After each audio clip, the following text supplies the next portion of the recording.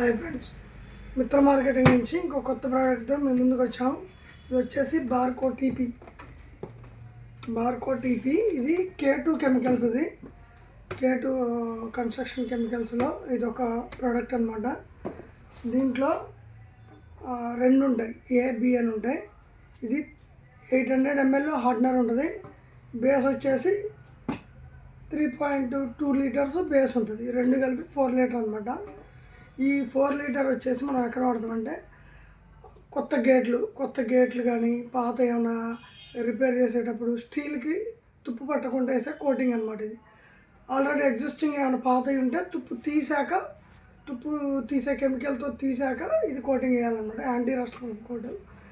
ఇది నీళ్ళల్లో ఈ కోటింగ్ వేసాక వాటర్లో తడిసిన దాని మీద ఏమైనా ప్యాడ్ నీళ్ళు పడ్డా ఏం చేసినా ఇది మీ గేట్ కానీ మీరు దేనికైతే కోటింగ్ వేస్తున్న దానికి కానీ ఎట్టి పరిస్థితిలో నీళ్ళల్లో ఉన్న తుప్పు రాదు.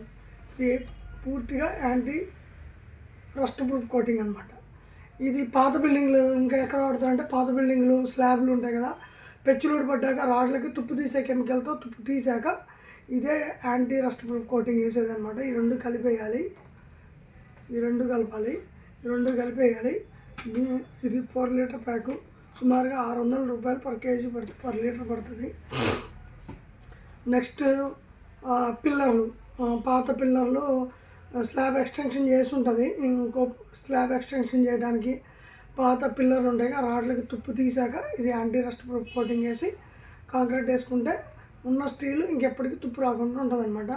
దీని మీద కాంక్రీట్ పట్టుకుంటుంది.